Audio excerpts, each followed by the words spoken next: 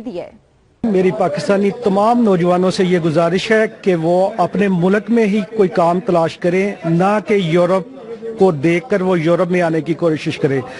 Europe بہت خوبصورت ہے، لیکن یہاں پہ زندگی بھی انتہائی مشکلات اور انتہائی سخت ہے۔ یہاں پہ اتنی آسانی سے انسان سروائیو نہیں کر سکتا۔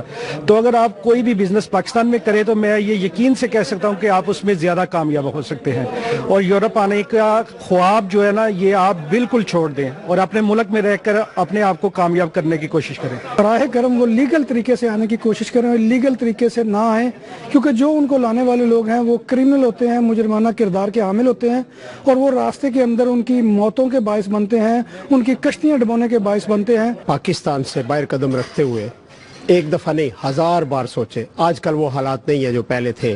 آج کل 2 نمبر راستے جو ہے وہ بالکل استعمال نہ کریں۔